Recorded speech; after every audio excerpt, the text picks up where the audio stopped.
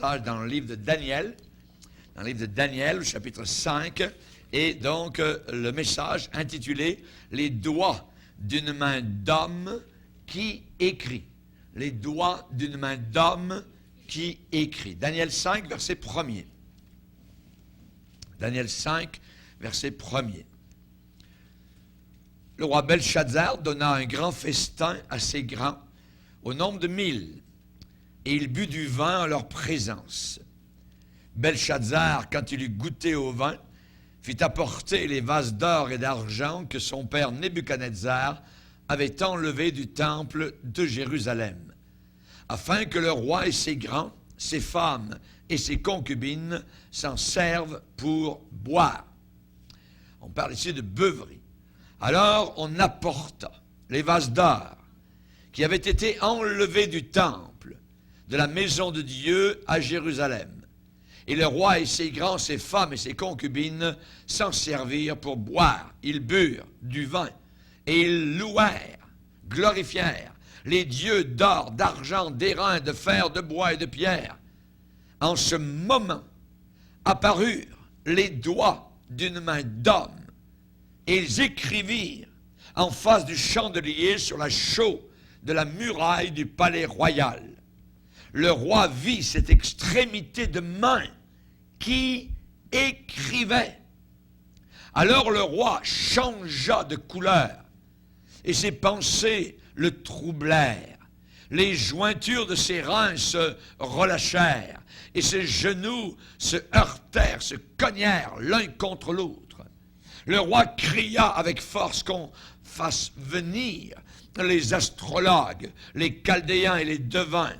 Et le roi prit la parole et dit aux sages de Babylone, « Quiconque lira cette écriture et m'en donnera l'explication sera revêtu de pourpre, portera un collier d'or à son cou et aura la 3e place dans le gouvernement du royaume. » Tous les sages du roi entrèrent, mais ils ne purent pas lire l'écriture, ayant donné au roi l'explication. Sur quoi le roi Belshazzar fut très effrayé. Il changea de couleur et ses grands furent consternés. La reine, à cause des paroles du roi et de ses grands, entra dans la salle du festin et prit ainsi la parole. Ça, c'est la mère du roi. Ô roi, vis éternellement, que tes pensées ne se troublent pas et que ton visage ne change pas de couleur. Il y a dans ton royaume un homme qui a en lui l'esprit des dieux saints. Et du temps de ton père, on trouva chez lui des lumières, de l'intelligence et une sagesse semblable à la sagesse des dieux. Aussi le roi Nebuchadnezzar, ton père, le roi, ton père, l'établit chef des magiciens, des astrologues, des chaldéens et des devins, parce qu'on trouva chez lui, chez Daniel, nommé par le roi Belshazzar, un esprit supérieur, de la science et de l'intelligence, la faculté d'interpréter les songes, d'expliquer les énigmes et de résoudre des questions difficiles. Que Daniel soit donc appelé et il donnera l'explication. Amen. Père, nous te bénissons pour ta parole puissante. Nous savons que tu sais tout ce qui se passe sur cette terre, jour et nuit, du premier au dernier jour de l'année et toutes les années qui ont existé depuis la première. Seigneur, rien n'échappe à ton regard. Tu connais nos paroles avant même qu'elles sortent de notre bouche. Tu connais nos pensées intérieures. Ce qui est caché aux hommes, toi, Seigneur, tu le connais. Nous te prions qu'en cette soirée, tu puisses révéler encore ta volonté. Tu puisses nous rappeler ce que tu as accompli il y a de cela bien longtemps à Babylone. Nous te demandons, Seigneur Jésus, que nous puissions être sages comme Daniel. Que nous puissions comprendre que l'on ne peut se moquer de toi éternellement. Tu es un Dieu qui voit, qui connaît, qui fait justice. Te prions de nous aider à comprendre ta parole. Bénis le pauvre instrument, Seigneur, que tu as choisi pour la déclarer, Seigneur. Ce pécheur que tu as sauvé par ta grâce. Je te prie, Seigneur, d'oindre sa bouche, de l'enflammer de ton merveilleux Saint-Esprit. Que nous puissions, Seigneur, être à l'écoute et que tu puisses nous aider à marcher dans la crainte pendant le temps qui nous reste sur cette terre. Merci, Père, dans le nom puissant de ton Fils Jésus, notre seul et unique Sauveur. Amen. Et tout le peuple dit Amen. Amen. Vous pouvez vous asseoir, frères et sœurs. Alléluia. Les doigts d'une main d'homme qui écrit. Il y a un principe dans la parole de Dieu que l'on ne peut contourner, qui est incontournable, un principe auquel on ne peut échapper d'aucune manière. Il est écrit ce principe dans l'Épître aux Galates, ne vous y trompez pas, on ne se moque pas de Dieu. Ce qu'un homme aura semé, il le moissonnera aussi. Il récoltera ce qu'il a semé. C'est un principe qui ne peut être contourné et on doit faire face à cette éventualité. Ce que nous semons ici-bas sur cette terre, c'est ce qui sera récolté. Et généralement, la semence est très petite par rapport à la récolte. Il faut peut-être, possiblement, pour un champ, un sac ou deux de blé pour ensemencer, mais vous récoltez peut-être des centaines de sacs. Ne vous y trompez pas, cela veut dire ne faites pas d'erreur, ne commettez pas un impair. On ne se moque pas de Dieu. Nous allons voir ce soir l'histoire terrible d'un jeune homme, un playboy, qui a voulu donc rire littéralement du Dieu des cieux. On ne peut pas se cacher très loin de Dieu. On ne peut pas tromper Dieu. On ne peut pas séduire Dieu, essayer de passer à côté ou de lui faire des grimaces, voyez, pour essayer de cacher, évidemment, la méchanceté. Nous savons que tout ce qui a été fait ici-bas sur terre, tout ce que nous avons pu faire sera un jour amené en lumière au jugement. Il y a un jugement, les hommes devront rendre compte. Cette génération pense passer par-dessus totalement le jugement de Dieu. Mais il y a un jugement. La Bible dit que chaque être humain qui a vécu ici-bas sur cette terre devra un jour passer devant un trône de jugement. Tout ce qui a été caché, tout ce qui a été mis dans l'ombre, tout ce qui a été placé sous les carpettes, tout ce qui a été mis dans les garde-robes ou caché dans toutes sortes d'endroits, eh bien, sera amené à la lumière du jugement. Ce que nous semons, nous le récolterons. Que ce soit une famille, que ce soit une personne, que ce soit une génération entière, une province, un pays entier, le monde. Ce qui a été semé, c'est ce que nous récolterons.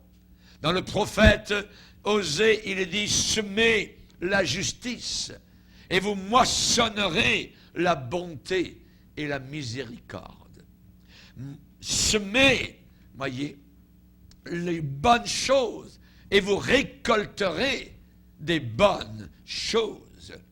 Mais de ce temps-là, dans le prophète Osée, il est dit, vous avez cultivé le mal et vous avez moissonné le crime.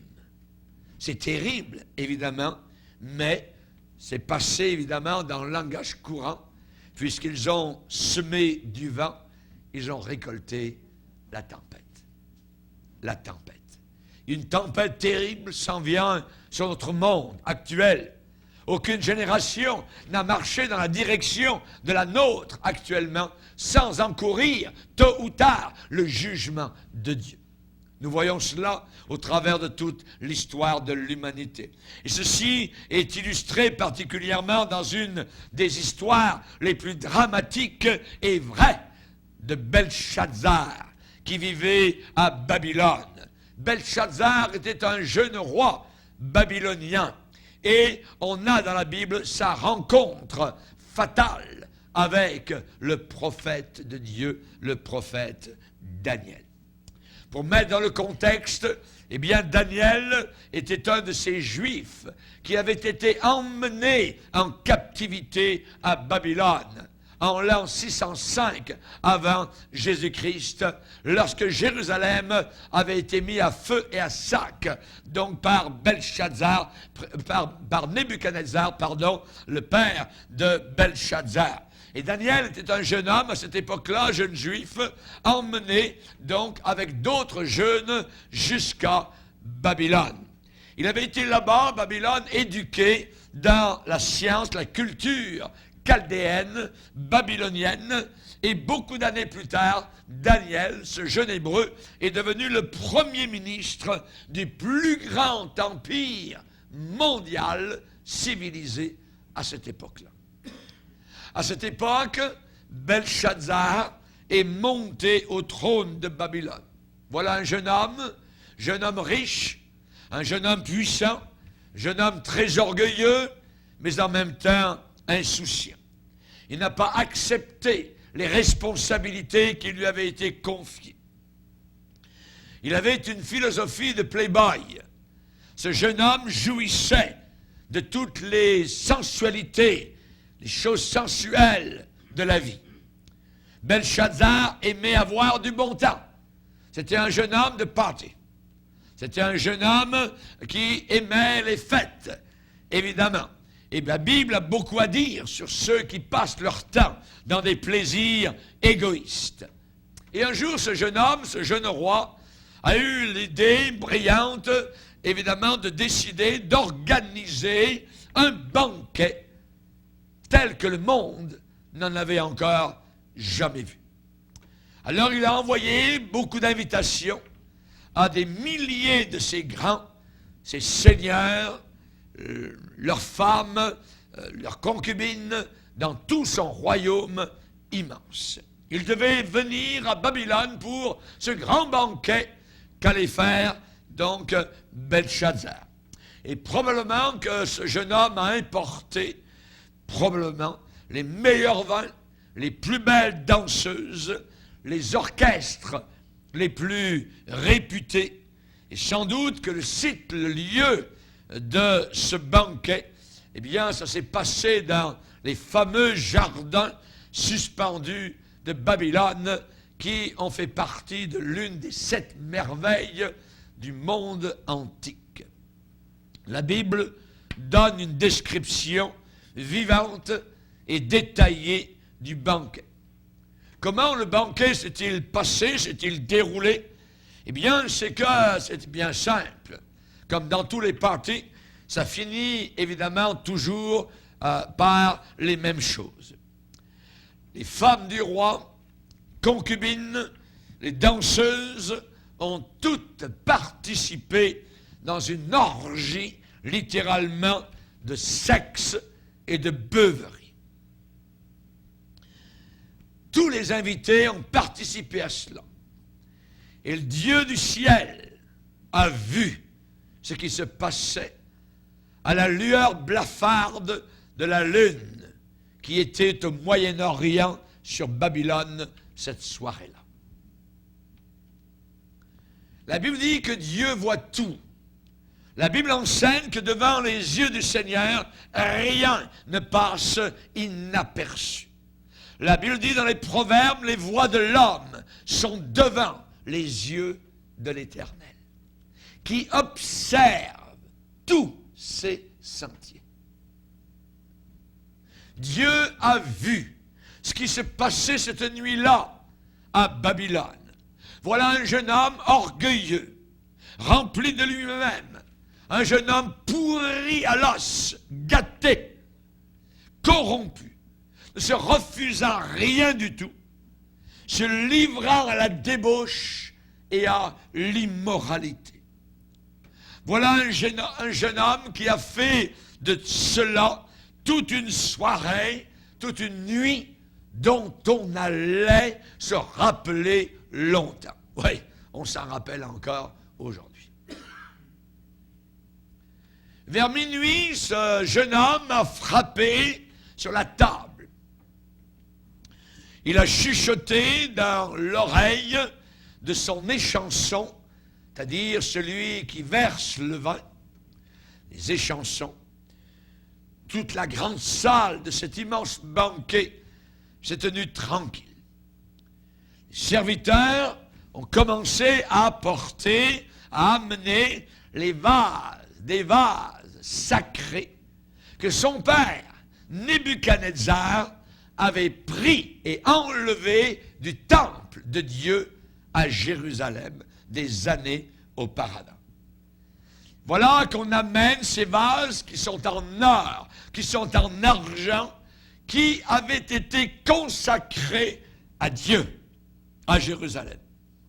Et pendant qu'on les apporte, Belchazzar s'est levé de son siège et à moitié éméché, il a dit, je porte un toast, j'élève mon verre, j'élève ma coupe aux dieux de Babylone, aux dieux qui sont en or, en argent, en bronze, en fer, en bois, de pierre. Mangez, mes amis, buvez, soyez heureux, réjouissez-vous, ayez du fun. Et ils ont ri, littéralement.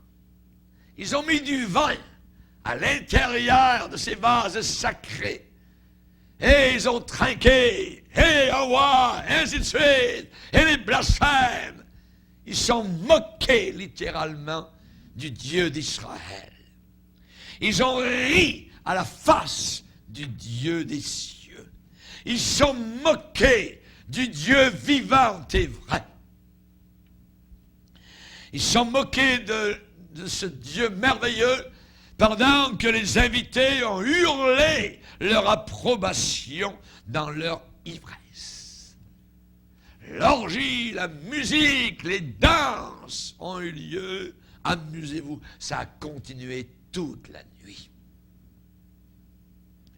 La Bible dit que les hommes peuvent aller jusqu'à un certain point. Mais la Bible dit on ne se moque pas de Dieu. Ce qu'un homme aura semé, il le récoltera aussi. Ne vous y trompez pas. Le jugement vient un jour pour tout le monde. À un certain moment, à un certain endroit, à un certain jour, à une certaine heure. Dieu dit, ça suffit. Ça suffit. La Bible dit et enseigne en disant, sache qu'un jour, ton péché te retrouvera. Un jour, ton péché va te rattraper. Et nous ne devons jamais nous dire, selon le Deutéronome, que personne, qu'aucun, que nul, après avoir entendu la parole de Dieu, ne se glorifie dans son cœur et ne dise « J'aurai la paix, quand bien même je suivrai les penchants de mon cœur. Je veux faire ce que je veux. » Que personne, après avoir entendu la parole du Seigneur, ne se glorifie, ne s'enorgueillisse dans son cœur et ne dise « J'aurai la paix, quand bien même je suivrai les penchants de mon cœur. » C'est terrible. Et j'ajouterai l'ivresse à la soif.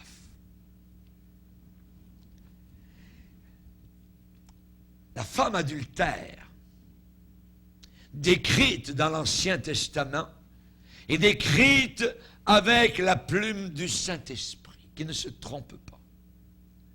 Il est dit pour la femme prostituée, on se réduit à un morceau de pain. Et la femme mariée tente un piège à la vie précieuse. Question, quelqu'un mettra-t-il du feu dans son sein sans que ses vêtements s'enflamment? Quelqu'un marchera-t-il sur des charbons brûlants et ardents sans que ses pieds ne soient brûlés? Il en est exactement de même pour celui qui va vers la femme de son prochain. Quiconque la touche ne restera pas impuni. Et on ne tient pas pour innocent le voleur qui dérobe pour satisfaire son appétit quand il a faim. Quand il y a appétit sexuel, quand il y a faim sexuelle, ah bien tiens, je vais aller voir telle fille, ou la fille, je vais me donner à tel bonhomme, hop, hop, hop, hop. On ne tient pas pour innocent. La personne est coupable. Celui qui commet un adultère avec une femme est insensé, dépourvu de sens, nous dit la Bible. Celui qui veut se perdre, celui qui veut aller en enfer, agit de la sorte. Il n'aura que des plaies et des ignominies, la honte, ça ira mal partout. Et sa honte ne s'effacera point, nous dit la parole de Dieu. Car la jalousie met un homme en fureur, il est sans pitié au jour de la vengeance, il n'a égard à aucune rançon, inflexible, quand même tu multiplierais tes cadeaux.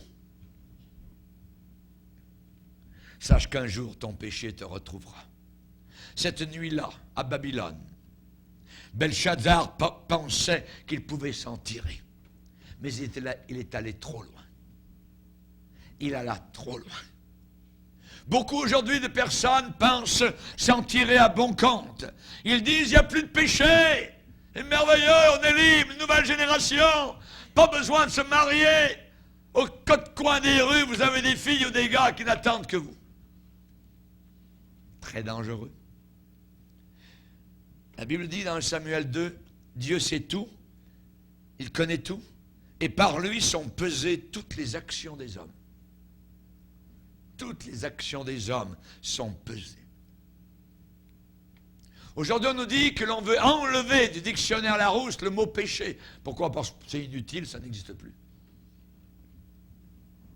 Ça n'a jamais autant existé qu'aujourd'hui. Beaucoup pensent pouvoir gagner dans le jeu du péché. Mais après un certain temps, le monde les gagne. Le monde est en train de les gagner. Ils prennent l'habitude de la boisson. Ils commencent à avoir les cicatrices de l'immoralité sexuelle. Il y a les effets de la drogue. Il y a cette destruction intérieure. Et si on joue avec le feu, eh bien le feu va nous brûler. Si on sème du vent, un jour de récolte va arriver. Après le coup, il y a le contre-coup. Après le lancement du boomerang, le boomerang vous revient en pleine face. Les divorces, les suicides, les avortements, le sida, herpès, toutes les maladies sexuelles. Et finalement, ça peut aller jusqu'à la corde, ça peut aller jusqu'au fond de l'enfer. Beaucoup ne réalisent pas ce qu'ils font. Le mal, pour eux, c'est comme boire un verre d'eau. Pas de mal nulle part. La parole de Dieu décrit la femme adultère. La Bible dit, telle est la voie de la femme adultère. Elle mange et ensuite, elle s'essuie la bouche. Et elle dit, je n'ai pas fait de mal.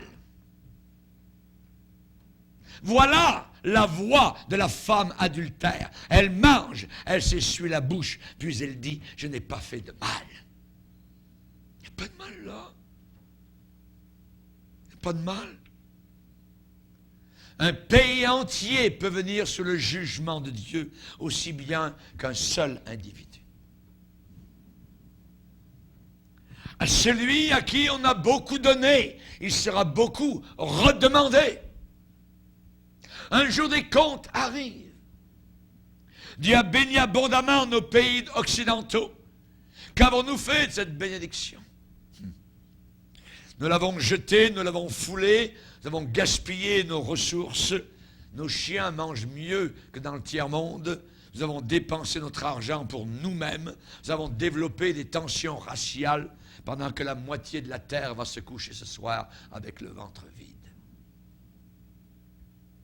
alors que nous aurions dû vivre ensemble comme des frères. Soudain, pendant que le banquet a lieu, pendant que les orgies ont lieu, pendant que le vin coule, pendant que les moqueries continuent, soudain arrive quelque chose en pleine nuit. Soudain, là, sous les yeux de la foule, là-bas au fond, là où c'est visible, là où il y a un chandelier qui brûle et qui éclaire la table du roi, apparaissent une extrémité de main avec ses doigts qui bouge et qui commence à écrire sur la muraille de chaux. Et tout le monde se tait. Les corps s'arrêtent de bouger. La musique n'est plus entendue. Vous pourriez entendre une mouche voler au milieu de cet immense banquet, pendant qu'apparaissent là-bas, sur la muraille de chaux, une extrémité de main vivante qui est en train d'écrire quelque chose sur la muraille. Pendant que les danseurs et les danseuses font leur show, leur séance, leur représentation, Belshazzar était en train de préparer un autre toast. Et à ce moment-là, apparut, nous dit la Bible, une extrémité de main qui était en train d'écrire, les doigts d'une main d'homme, humaine, semble-t-il. Et ces doigts écrivaient en face du chandelier sur la chaux de la muraille du palais royal. Le roi vit cette extrémité de main qui écrivait. Et alors, il est dit que Belshazzar changea de couleur. Il devint blanc comme un drap de lit. Ses pensées se troublèrent. Les jointures de ses reins se relâchèrent. Il fait pipi dans son pantalon. Ses genoux se heurtèrent l'un contre l'autre, se cognèrent l'un contre l'autre. Soudain, ce jeune playboy est en train de perdre sa très belle assurance, sa moquerie. La salle du banquet est tranquille, terrifiée. Cet homme avait l'armée la plus puissante au monde sous ses ordres, mais il a peur et il tremble. Cet homme était l'homme le plus riche dans le monde de l'époque, mais il a peur et il tremble, et ses genoux se heurtent l'un contre l'autre. Une extrémité de main est en train d'écrire, avec habileté et rapidement, quelques mots sur la muraille. Juste une extrémité de main. Les gens sont effrayés. Ils voient la main. Ils voient cette main vivante en train d'écrire. Les gens sont saisis. Le jeune homme crie. Qu'est-ce que c'est? Qui peut lire? Et quand la main a fini d'écrire les mots, elle disparaît. Plus de main. Mais les mots sont là, écrits, sur la muraille de chaux. Qui peut me dire? Il regarde les mots. Personne ne peut dire ce que les mots veulent signifier. Personne ne le pouvait. Alors, il dit, amenez les astrologues, allez chercher les devins, allez chercher les sages de mon pays de Babylone, allez chercher les PhD de l'université. La Bible déclare que tous ceux qui prédisent, tous ceux qui lisent dans les boules de cristal, dans les étoiles ou dans la lune, ces gens ne sont d'aucune utilité. La Bible déclare, reste donc au milieu de tes enchantements, de ton astrologie, de la multitude de tes sortilèges. Qu'il se lève donc, qu'il te sauve, ceux qui connaissent le ciel, qui observent les astres, qui annoncent, d'après les nouvelles lunes, ton avenir. Voici, ces gens sont comme de la paille. Le feu va les brûler. Ils ne sauveront pas leur vie des flammes éternelles. Mais Belshazzar leur dit, hey, allez chercher les astrologues. On veut savoir ce que cette main a écrit, qui est apparue et qui a disparu. Les professeurs entrèrent dans la salle. Belshazzar dit, lisez-moi cette écriture. Quiconque, n'importe qui, pourra lire cette écriture, m'en donner l'explication, aura de très grands honneurs, portera un collier d'or entier, d'or brut, autour du cou, aura la 3e place dans le pays. Ils sont avancés, proches de la muraille de chaux, ils ont regardé. Roi, on ne comprend pas, on ne sait pas, on ne peut pas donner l'explication, on ne connaît pas cette écriture. Ils ont essayé de déchiffrer. Pour eux, c'était comme des hiéroglyphes, avant que Champollion puisse découvrir ce que ça voulait dire. Ils ne comprenaient pas. Savez-vous pourquoi ils ne pouvaient pas déchiffrer ce qui était sur la muraille? Moi, j'ai la réponse. C'était l'écriture de Dieu. Et les choses de l'Esprit de Dieu ne peuvent être illuminées et comprises que par l'Esprit de Dieu. Et les astrologues avaient l'esprit du diable en eux et ne pouvaient pas comprendre l'écriture de Dieu. Il est dit dans la Bible que l'homme animal, l'homme psychique, l'homme psychologique ne saisit pas les choses de Dieu. Il ne les comprend pas, il ne les connaît pas, parce que ces choses sont discernées spirituellement. Quelqu'un peut être un scientifique brillant, quelqu'un peut être un grand philosophe, quelqu'un peut aller faire 100 fois le tour de la Lune, quelqu'un peut aller poser ses pieds sur Mars, quelqu'un peut même être un très grand théologien, mais s'il ne connaît pas Jésus-Christ pour lui-même personnellement, la Bible, à ses yeux, est un livre scellé, un livre d'énigmes. Il ne comprend pas la parole de Dieu. Mais vous pouvez avoir quelque part, dans les montagnes, quelque part, une chère femme de Dieu qui n'a pas été à l'école, mais elle peut vous dire ce qu'est la Bible, elle peut vous dire d'où elle vient, pourquoi elle est sur la terre, et elle va vous dire où est-ce qu'elle s'en va. Pourquoi? Parce qu'elle a l'Esprit de Dieu en elle, parce qu'un jour, elle a reçu l'Esprit de Dieu dans son cœur, elle s'est repentie de ses péchés. Et devant cette impossibilité de déchiffrer les mots qui avaient été écrits sur la muraille, la reine mère qui était là est allée voir son jeune playboy, son fils, et lui dire, bien, ne t'en fais pas, il y a quelqu'un dans le royaume qui est un peu particulier. Il n'est pas ici ce soir, évidemment, parce qu'il n'aime pas ces choses-là. Mais il s'appelle Daniel. Et du temps de ton père, on a trouvé chez lui une connaissance, une sagesse, un esprit supérieur. Peut-être qu'on pourrait le faire venir. Belshazzar, essaye d'aller le faire chercher.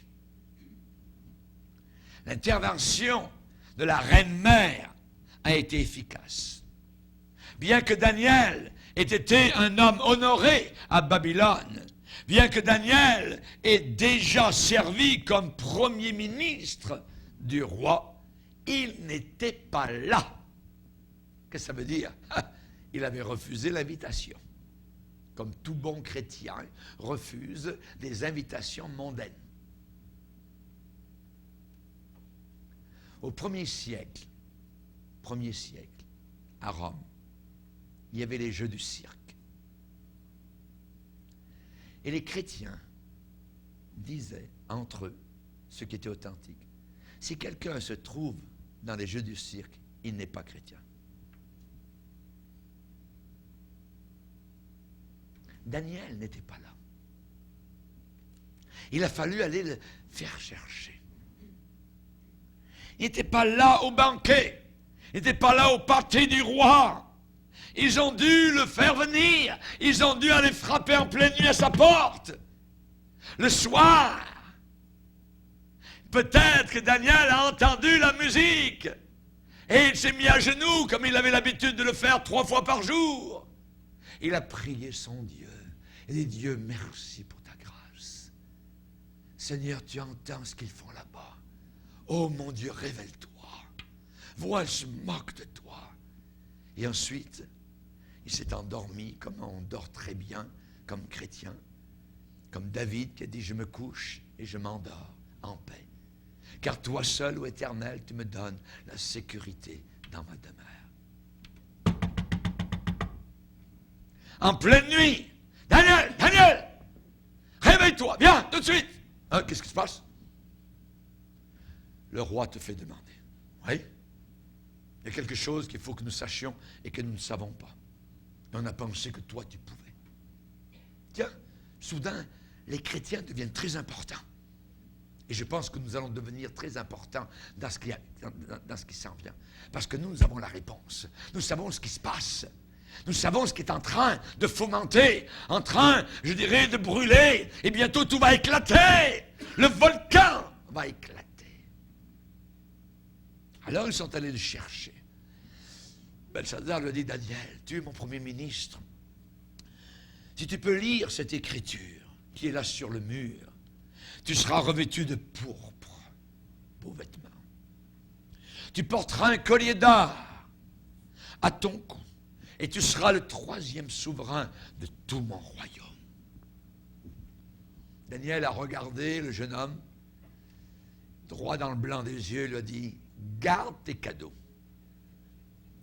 Garde tes cadeaux, je n'en veux pas de tes cadeaux, Belchazzar. Je vais te dire ce qui ne va pas avec toi. Tu as élevé ton cœur, ton esprit contre le Seigneur Dieu Tout-Puissant. Tu n'as pas humilié ton cœur. Tu as été sans reconnaissance pour la vie que Dieu t'a accordée. Tous ces dons que Dieu t'a faits dans ton royaume. Tu es allé trop loin. Et l'écriture qui est sur le mur, je la connais très bien. Parce que c'est l'écriture du Dieu à qui je parle 3 fois par jour.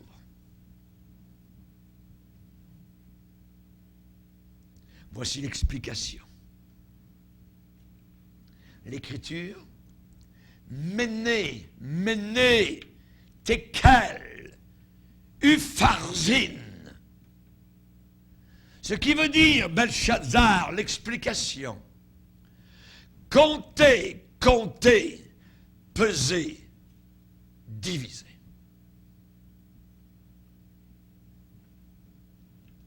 Dieu a compté ton règne et il a mis fin. Peser, tu as été pesé dans les balances de Dieu et tu as été trouvé léger. Diviser est le dernier mot. Ton royaume sera divisé et donné à quelqu'un d'autre. Savez-vous ce qui est en train de se passer pendant que les orgies avaient lieu? Cette nuit même, à l'extérieur des murailles, les armées ennemies étaient massées. On détournait le fleuve Euphrate pour pouvoir passer sous les murailles. Et les armées médo-perses ont pénétré soudainement dans la ville supposée imprenable de Babylone. Et le jeune homme qui se trouvait dans le palais ont vu soudainement les armées médo-perses arriver. Et un couteau s'est planté dans sa gorge, son sang a giclé et son âme est descendue en enfer. Il ne savait pas qu'il n'avait que quelques minutes à vivre, que l'on ne se moque pas de Dieu, que ce qu'un homme a semé, il le récolterait aussi. L'armée médo-perse a attaqué ce soir-là. La rivière Euphrate a été dérivée, Belchazzar a été tué, et Daniel et ses amis ont été épargnés. Dieu s'est servi des médo-perses pour apporter le jugement sur l'homme qui a osé défier Dieu. On ne se moque pas de Dieu. On ne se moque jamais de Dieu. La Bible dit, quand les hommes diront paix et sûreté, une ruine soudaine les surprendra et ils n'échapperont pas. Paix et sûreté. Au jouir de la vie, tout ça. La Bible dit, jeune homme, réjouis-toi de la vie. Marche selon tes regards, mais sache qu'un jour, Dieu t'appellera en jugement pour tout cela. Nous allons regarder ce soir attentivement cette écriture. Le premier mot qui a été écrit sur la muraille par la main de Dieu. Comptez. Dieu compte. Dieu se rappelle. Oui, Dieu se rappelle de nos péchés. Et quand nous viendrons au jugement, la Bible dit que des livres seront ouverts. Telle journée, tel mois, telle année, telle occasion, à telle heure. Et si vous n'êtes pas content, si vous refusez, vous dites non, non, non, non, non. Il vous montrera le film. Vous allez vous revoir en train de faire la chose. Et vous reverrez le lieu. Dieu se rappelle de nos péchés. Des livres seront ouverts, nous dit la Bible. Tout ce que nous avons glissé sous le tapis sera là. Tout ce que nous pensions oublier. La Bible déclare dans le livre de l'Ecclésiaste particulièrement, il est dit, Dieu amènera toute œuvre en jugement au sujet de tout ce qui est caché, soit bien, soit mal. Il y a du bien qui est caché, que le monde ne voit pas. Ça sera amené et récompensé. Mais aussi le mal caché sera jugé et condamné. La Bible dit, sois certain que tes péchés vont te retrouver. Dieu compte, Dieu se rappelle. Mais aussi Dieu oublie. Quand nous avons péché. Pourquoi? Parce que nos péchés ont été amenés à la croix de Jésus-Christ. Et si j'y crois, alors tout est effacé. Tout est effacé. Et Dieu oublie. Et Dieu va dire, je ne me souviens plus de ton passé. Mais suis-moi. Sers-moi. La beauté du pardon de Dieu, quelque chose d'inimaginable. On va en parler pour toute l'éternité sur les rives merveilleuses de la Nouvelle Jérusalem. Le pardon de Dieu. La grandeur de sa grâce. Alléluia. Dans le psaume 103, il est déclaré, autant l'Orient est éloigné de l'Occident, autant il éloigne de nous nos transgressions. Comme un père a compassion de ses enfants, l'Éternel a compassion de ceux qui le craignent. Qui le craignent. Comptez, comptez, comptez. Pesez. Nous sommes pesés dans les balances de Dieu. Quel poids avons-nous? Sommes-nous lourds? Sommes-nous légers? Comme Belshazzar? Pesez dans les balances et trouvez léger. C'est ce qui est arrivé pour Belshazzar. Nous sommes tous pesés. Pas dans les balances humaines. Hey, c'est bien. Ce que les hommes disent n'a aucune importance. L'important, c'est ce que Dieu dit. Dieu nous voit, pas seulement dans la réunion, il nous voit tout le temps, partout, jour et nuit. Jour et nuit. Nous sommes tous pesés dans les balances de Dieu. Quel est votre poids? Il y a des pays aujourd'hui qui sont pesés dans les balances de Dieu.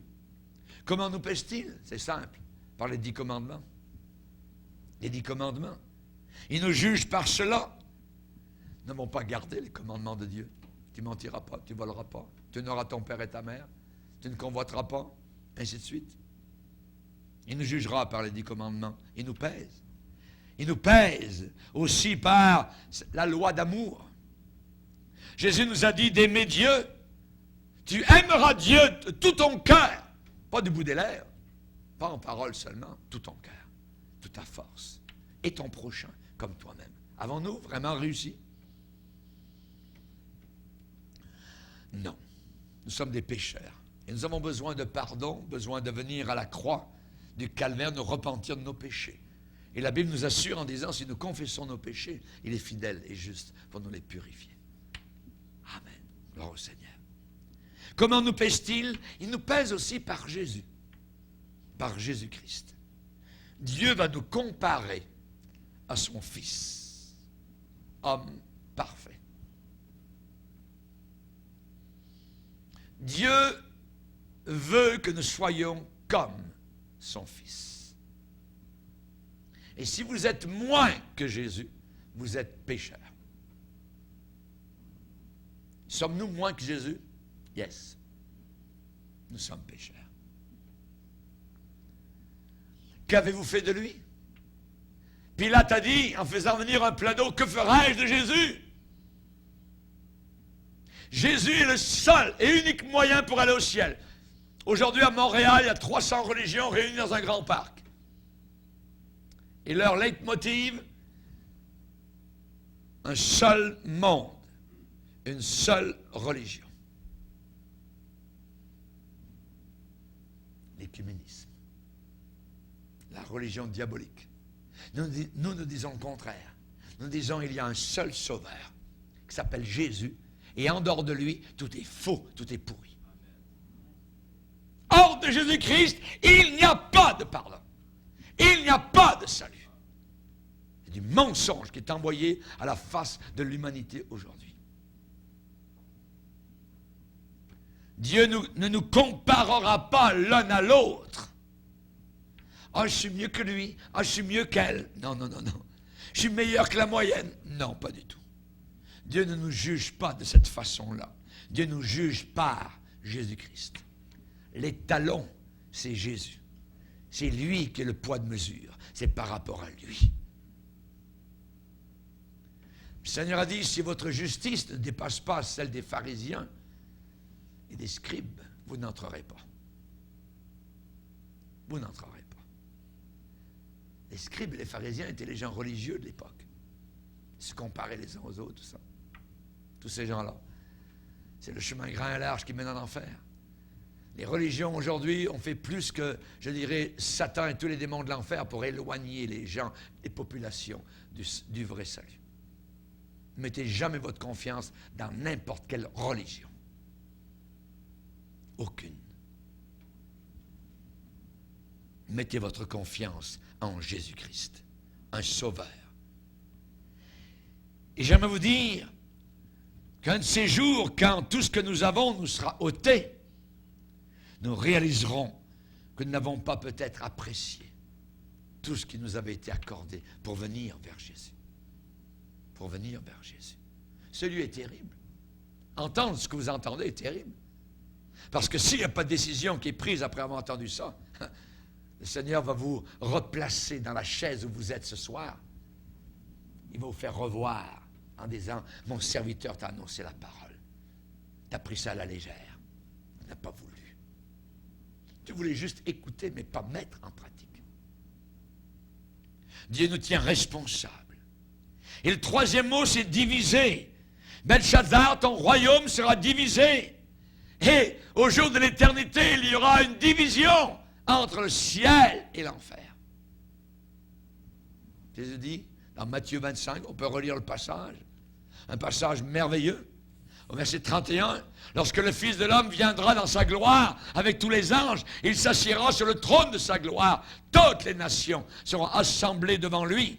Il séparera, il divisera les uns d'avec les autres, comme le berger sépare les brebis d'avec les boucs. Il mettra les brebis à sa droite et les boucs à sa gauche.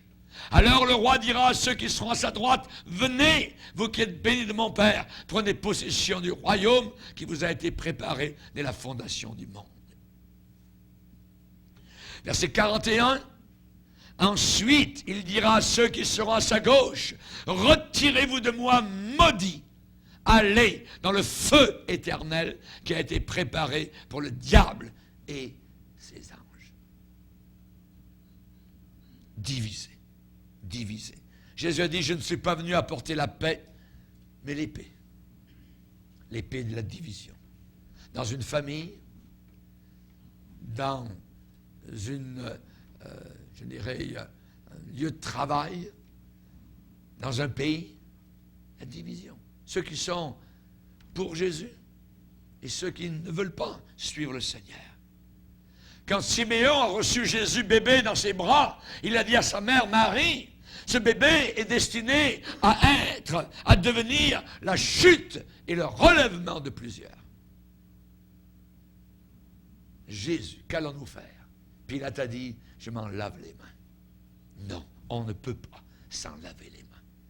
Il faut l'accepter ou le refuser. Amen. Un homme était en train de mourir.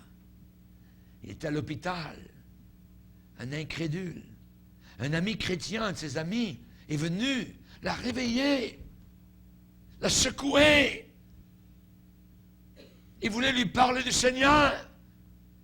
Et l'homme, sur le lit, lui a dit, « Mais laisse-moi! Tu ne vois pas que je suis en train de mourir? »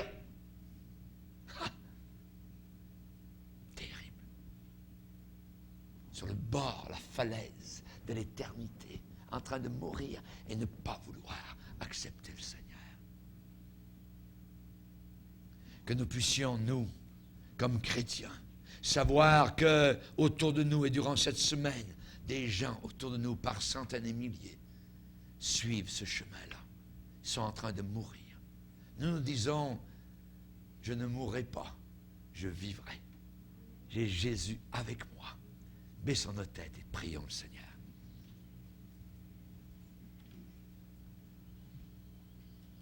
Seigneur, nous te bénissons car nous voulons dans nos veines une injection de vie éternelle. Nous voulons, Seigneur, que tu nous apportes la vérité sur nous-mêmes. Aide-nous à ne pas nous raconter des histoires. Nous savons, Seigneur, qu'on ne peut se moquer de toi. Nous pouvons évidemment être certains d'aller au ciel. Nous savons qu'un jour, une femme prise en délit d'adultère a été amenée aux pieds de Jésus. Jésus ne l'a pas condamnée. Possiblement, Jésus a écrit sur le sable, « Je te pardonne ». Elle a été pardonnée. Il lui a dit, « Je ne te condamne pas, va et ne pêche plus ». Ce soir, alors que nous sommes penchés, intérieurs, rentrant en nous-mêmes, la Bible nous dit, souviens-toi de Jésus-Christ ressuscité des morts. Souviens-toi ce que Christ a fait pour toi sur la croix.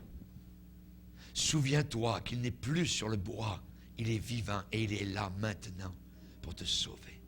Prêt à venir dans ton cœur par le Saint-Esprit. Si vous désirez le suivre, l'aimer et le servir, alors ce soir, je vous invite à vous avancer en avant, à venir l'accepter et lui dire, Seigneur, viens dans mon cœur, je veux être sauvé. Belshazzar pensait se moquer de Dieu indéfiniment et ne savait pas que c'était sa dernière journée et qu'ensuite il allait passer l'éternité en enfer, tourmenté dans la flamme éternelle. Seigneur, aide-nous à comprendre, aide-nous à recevoir, aide-nous à méditer. Aujourd'hui, c'est le jour du salut. Tu as dit aujourd'hui. Si quelqu'un va dire, oh non, demain ou je verrai, cette personne est en train de dire, Dieu, tu as tort. Dieu, tu ne dis pas la vérité. Moi, je dis demain. Mais Dieu dit, aujourd'hui, c'est le jour pour être sauvé. Aujourd'hui, c'est le jour pour venir au pardon, pour venir à la croix, pour venir recevoir la miséricorde de Dieu. Merci Seigneur. Venez la recevoir. Venez vers le Seigneur si vous n'êtes pas certain. On peut avoir été chrétien, supposément, avoir une Bible, on peut avoir été à l'école du dimanche, on peut avoir fait tout cela, les rituels, mais vivre comme un vrai païen.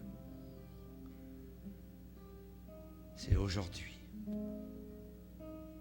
Ne te vante pas du lendemain parce que le lendemain peut t'amener très loin du Seigneur. Nous ne savons pas. Ne te vante pas du lendemain, car tu ne sais pas ce que le lendemain peut apporter, enfanter. Plusieurs ont dit, plus tard, je suivrai Dieu. Ah oui. Et plus tard, c'est révélé être trop tard. Seigneur, merci. Merci de ce qu'aujourd'hui, c'est encore jour de grâce. Ce soir, viens vers le Seigneur maintenant.